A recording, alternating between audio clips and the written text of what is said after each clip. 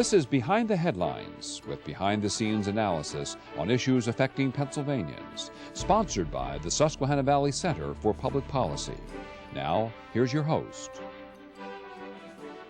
Hi, welcome to a new edition of Behind the Headlines. We're on location here in Canonsburg, Pennsylvania, visiting Range Resources. Range Resources is the pioneer in Marcellus shale. We're very happy to have with us today Matt Pitzarella.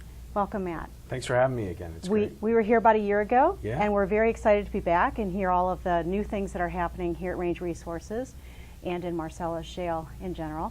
But first, how are you? Oh, I'm great. We're happy to have you guys back, by the way. Thank I you. got a lot of great feedback about the last one, so the bar's high. I'm expecting good feedback as well on Oh, this good. segment. Well, we'll have a little bit of fun today. We'll get some good news out there for everybody. Sure. Let's start. One of the most recent headlines in Marcellus shale has been the PUC's new website on impact fees. And I took a visit to it, and I think we want to encourage our viewers to also visit it because there's a lot of really great information there about where the impact fees are going with Marcellus shale. So you want to tell us a little bit about that? Yeah, Pennsylvania has really taken a leadership role in providing the framework for natural gas development to take place. And part of that has been the institution of an impact fee. Now, through the Pennsylvania Public Utility Commission, anyone can see where those fees are going, how they're being divvied out. And I would point out, after all the discussions that we had about a severance tax or an impact fee, that through Isn't it nice to be beyond that only issue, it seemed? Yeah, Okay. yeah, it is great. And I think because of that, I just think, in terms of the general consciousness of the region, we're able to kind of move on and talk more about maximizing the opportunity instead of how much should we tax or fee this Right.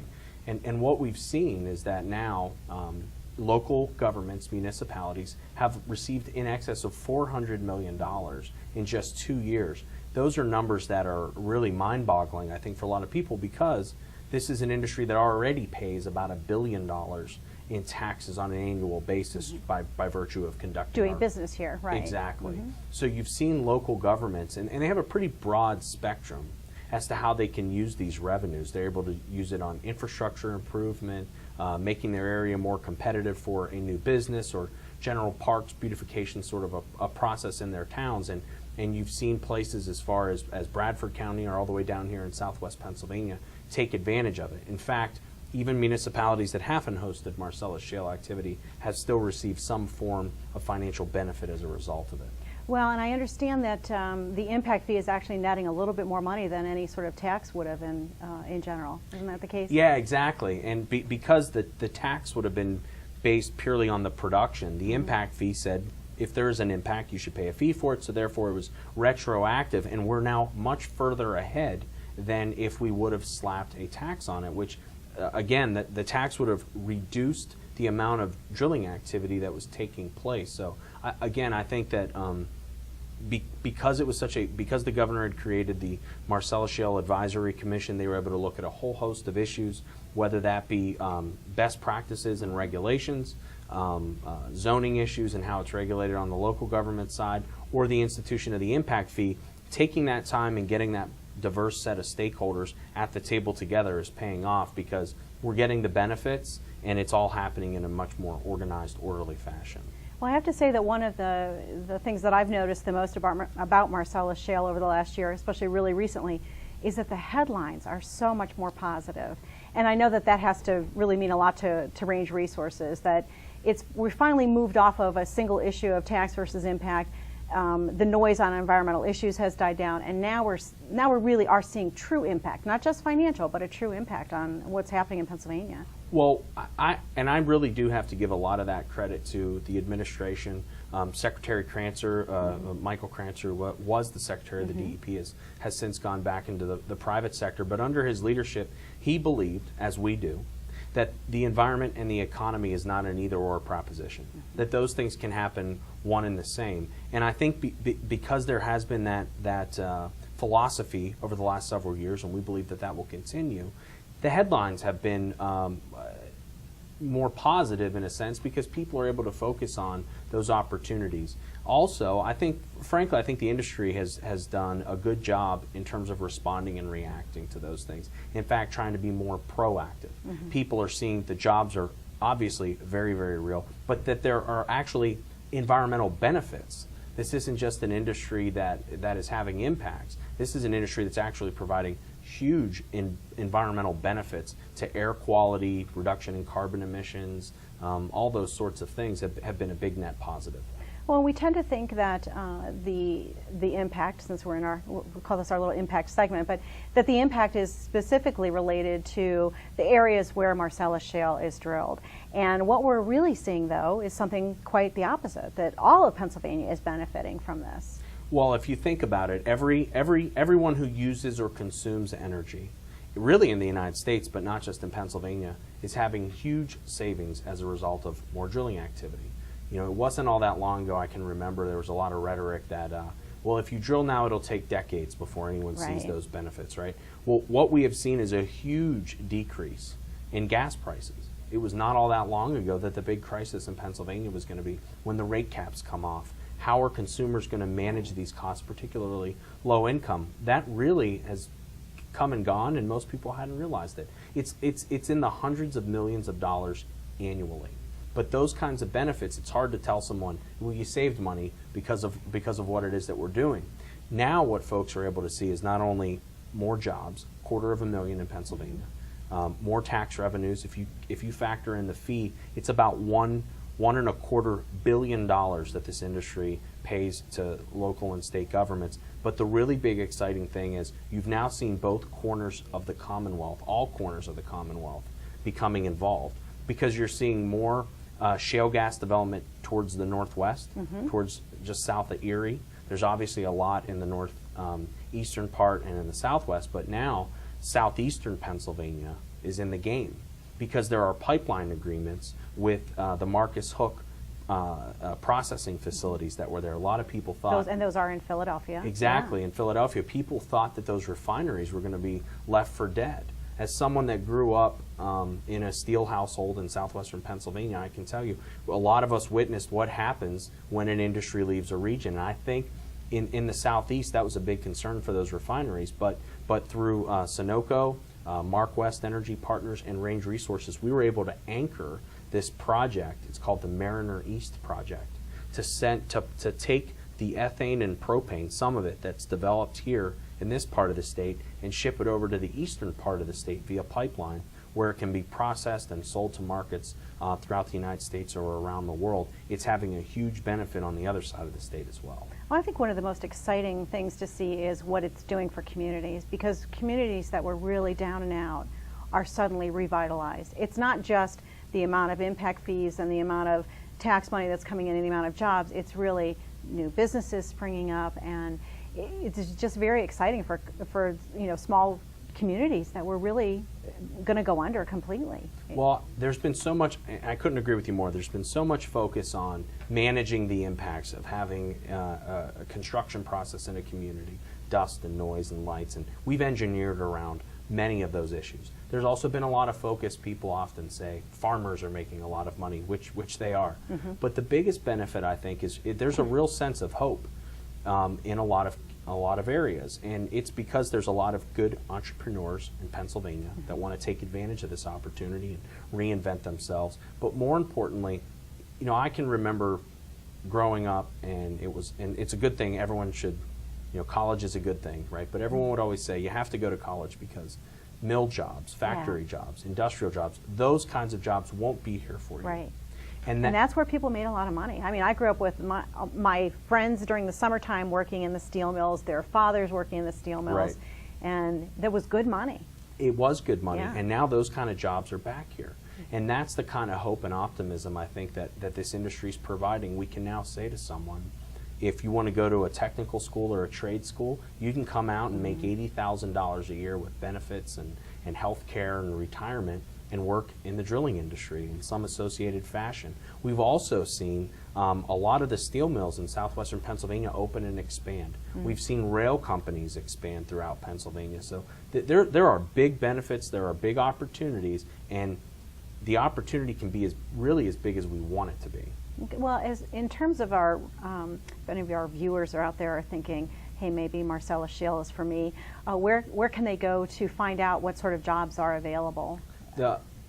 Obviously, they can go to rangeresources.com. There's a jobs tab, a career portion. And we know you're the most important, but you're not the only. We are not the only ones. player. That's right. A great resource is marcelluscoalition.org. Okay. There is a jobs portal. It'll link people to thousands of jobs that are out there. And then another one that's really, really good is shalenet.org. Okay. That is an effort of the Department of Labor that has put together multi-state job opportunities that can connect people with training programs. For folks that say, I'm not sure if I have the right background, it can help connect them with available job training programs and companies that can hire them. Okay, great. Well, we're going to be right back. Please stay with us. We'll be right back for another segment of Behind the Headlines. Behind the Headlines is brought to you as a public service by the Pennsylvania Business Council, envisioning a commonwealth in which residents enjoy a very high quality of life in sustainable communities. The Council works aggressively to define key long-term policy strategies and solutions that make the Commonwealth more competitive, creating and sustaining a better Pennsylvania. Additional underwriting provided by the Worrell Corporation Foundation, based in Carlisle, Pennsylvania, by the Edward H. and Jeannie Arnold Foundation, and by the Hospital and Health System Association of Pennsylvania, helping hospitals to provide healing, health, and hope to communities across the state. And by the Pennsylvania Manufacturers Association. Business in Pennsylvania is our business. Behind the Headlines is also supported as a public service by Daily Underwriters of America, a better way for truck insurance. And by Penn Waste, your best local choice for your waste removal and recycling needs. And now an update from the Pennsylvania State Association of Township Supervisors. PSATS is also pushing them to take a stab at something else this legislative session, reforming the Prevailing Wage Act. By raising the outdated compliance threshold and exempting certain projects from the law, PSATS says that Harrisburg would take pressure off municipal budgets, free up more money for projects, and possibly eliminate the need for local tax increases. PSATS has pulled together a number of allies in the Capitol who share its concerns about the prevailing wage. Here's what some of them have to say about the issue. The prevailing wage system is a holdback to an earlier time when unions were dominant in the state, and in fact passed in the early 60s. It was put in place to keep out-of-state contractors from coming in and taking Pennsylvania jobs. So there was, I guess, sort of a Pennsylvania interest at the root of it. But what it's become over time is a set-aside or a give-me, if you will, to union contractors particularly, but folks all across the board who are seeking to be paid at higher rates of compensation for labor on public projects. Those would be your public schools, roads, bridges, anything that touches state dollars. And it's really an antiquated relic, though, from an earlier time that needs a serious revisit. In fairness to our local areas and to our local governments and our taxpayers, we need to make sure that we can get the best bang for our buck. The best bang for our buck is not paying exorbitant rates just because that is what the prevailing wage is. It needs to be fair. We've heard many, many cases where they put a bid out, got many bids at certain levels, and then realized it had to be under prevailing wage, rebid the project, and the costs went up, simply because of prevailing wage. Not because of better workers, not because of a better job to be done for the taxpayer, simply because they applied the prevailing wage dollars. And I don't think that's fair to the taxpayers. I represent a number of rural municipalities, and I've been told by some of the township supervisors that they literally have to defer simple maintenance on township roads because they can't afford to do it because the jobs fall under the prevailing wage law. So we're seeing jobs not being done, roads not being fixed, things not being built, and taxpayer dollars being literally wasted on these projects. It's the opposite of government efficiency. Prevailing wage, instead of efficiency, prevailing wage imposes prevailing waste on the taxpayers of Pennsylvania. We have a whole set of different bills that are being introduced this session. I have a particular bill that would impose a 3-year moratorium on the prevailing wage in Pennsylvania. The most important thing that the township officials can do is continue to educate. I've seen in my district that I represent, in Cumberland County, I've got resolutions on my desk passed by the different townships that are part of my district. I've heard from the county commissioners. I've heard from school district members of school boards all asking me, some formally, some informally, to please continue to push to try to get prevailing wage reform in Pennsylvania.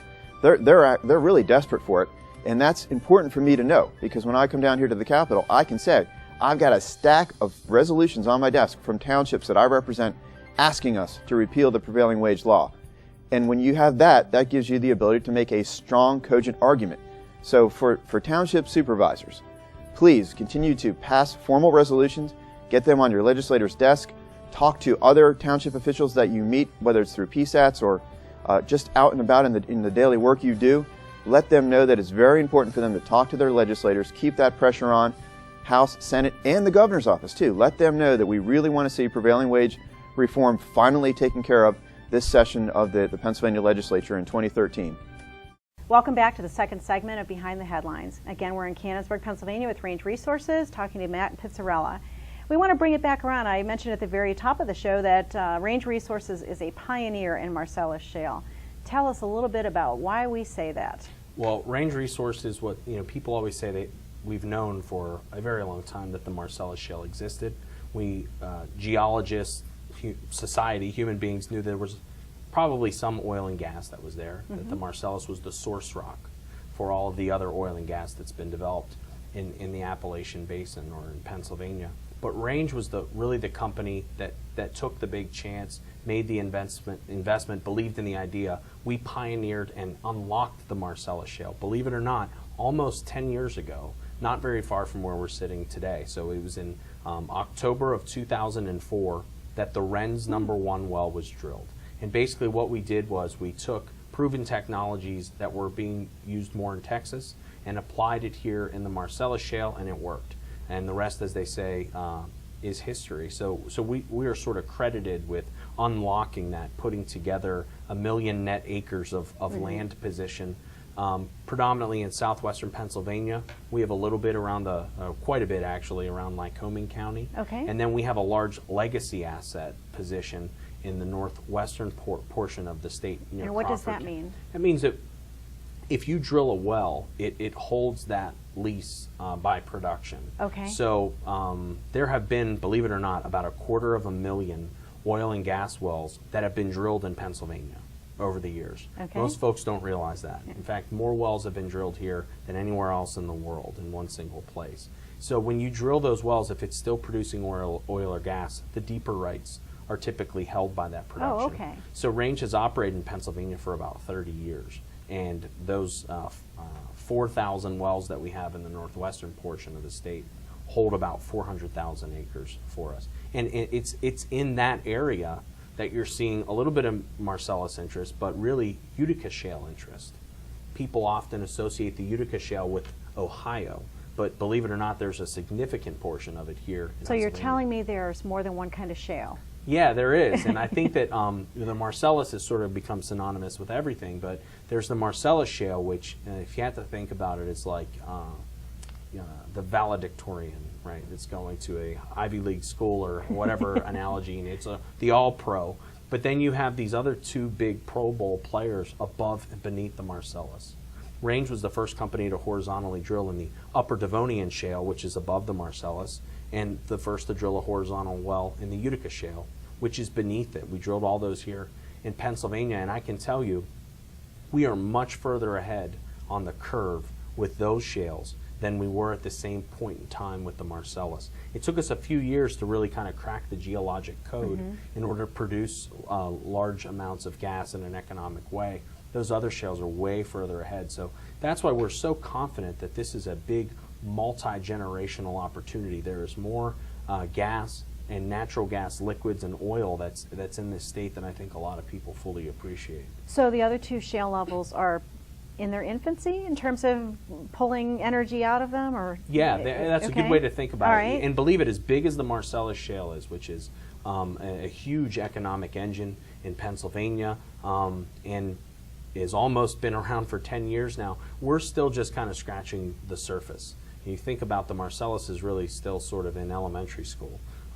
The Utica and the Upper Devonian, they're infants right there. Okay. I think about it like my own kids, right? Okay. I have one kid that's in kindergarten, the other one's still in preschool, and That's probably where those other shales are. And those are terms that I can understand it Yeah. as That's well, good. so thank you for that. So what other exciting projects does Range Resources have going on right now? We employ about 400 people, predominantly out of southwestern PA, but we have big offices in Williamsport as well. But there are 6,000 Pennsylvanians that are employed on a full-time basis through various subcontractors and service companies. And that's really what we get excited about, is those long-term prospects, supporting those jobs that are here. And really what we've seen is a shift from how do we put the regulatory framework in place in Pennsylvania, which the administration has done, to now shifting towards how do we maximize the benefits? How do we make sure that people that are relying on home heating oil in Pennsylvania can use much cheaper natural gas? How do we make, frankly, the government and other businesses more efficient by taking advantage of natural gas? We've seen huge leaps in just the last year in terms of the private sector making the conversions on their fleets to running off of natural gas. And this isn't about asking the government for a subsidy and say, we want you to pay for people to convert. What we're saying is the government is one of the biggest fleet operators out there. Why shouldn't they take advantage of those same cost savings that the private sector is doing? And if those Really lead the way. Right, and if those Yeah. two work together in a way, again, not subsidizing anyone, not picking winners and losers, but saying, let's take advantage of this cheap domestic fuel, that will then make it easier for people like you and I to be able to run our cars. In fact, I have a vehicle that runs off of natural gas or gasoline. It can do that at the same time. There are tax credits that are available to people to make those conversions, but the kits are really very inexpensive. And we're seeing interest. We've been in conversations with all of the big auto manufacturers in the United States, and some of them are telling us, and I won't say who, but they're saying that in the next 3 to 5 years, almost all of the vehicles that they offer could have an optional natural gas. Again, you can run off a boat. They do it in other countries. Why the heck can't we do it in the United Well, States we know of we can do America? it here. Right. That's exactly right. Some reasons why it's not coming to fruition, but Right. well, that would be really exciting. I think, especially as for anybody who's struggling with the gas prices, even as low as, well, they're not really that low, but as low as they are right now. So, well, we talked a little bit about all the great headlines. It really is nice to see so much positive. So many positive headlines, but I know that there are still some challenges. There's still a few out there that are coming after Marcellus shale, Range Resources in particular, but what do you see as some of the biggest challenges that you're still facing, either in public perception or just in general on Marcellus shale? I think that the biggest, there's really nothing that's stopping this development from taking place. But what we see as an obstacle is, or as a concern, is failure to maximize the benefits. And by doing so, it's like you can be competitive every year, right? I'm a big Steelers fan, right? So am I. So right, all Steelers fans, if you don't win the Super Bowl, it's a failure. That's Yeah, the way it's tough. that's the way we should really think about the Marcellus shale. Is we could have you can go to other cities, and believe me, I interact with a lot of Cowboys fans. Right? They would love to have the problem. So sorry for you. But they would love to have the problems that we have in Pittsburgh. Yeah. You have to compete every year for the playoffs, and you win a couple of Super Right. Bowls. We could either settle to be a competitive team in Pennsylvania, or we could be a championship team. And that's what we view as the hurdle. Are we going to limit the development, or are we going to maximize that by, again, having policies that encourage other end users and manufacturers to come here? That framework's been in place, but there's still the real perception battle is that Pennsylvania isn't a business-friendly state. And I think that the administration and Harrisburg understands that, and they're trying to reach out now to other areas and say, you know what, we have the best thing that can attract business. We don't need tax gimmicks or things like that. We can put in a reasonable framework for other businesses, but we have cheap energy and we have access to the U.S. market. So come here to Pennsylvania to do business. That's what we view as the big hurdle, because frankly, we would be limited if this resource isn't developed in that Right. maximum way. And as it relates to public perceptions, what we're seeing, and polls are vetting this out, Gallup and Quinnipiac and credible polls are saying that pluralities of Pennsylvanians are very supportive of what it is that we do. And I think it's because, for the most part, people are smart. They may not all be petroleum engineers and geophysicists. They're not. But no. they can figure out, you know what, it's not the doom and gloom that people told. You know, a couple of years ago, none of the jobs were local. That's what everyone would say. Right. None of these jobs, it's going to be short-lived. It's going to be an industrial wasteland in Pennsylvania. And people are seeing, you know what, that's not happening. Right. And the closer that those polls get to areas where drilling is taking place, the higher the level of support is. And to kind of put a ribbon on that idea, look at the hot button issues of the day. And it's not my business where anyone falls on these issues, but if you want to look at gun control or war or debt or taxes or gay marriage or abortion, all these things that we hear about in headlines all the time, what are those about? 50-50, right, on a lot of those. Marcellus shale development is almost 80% support. Well, a non-issue.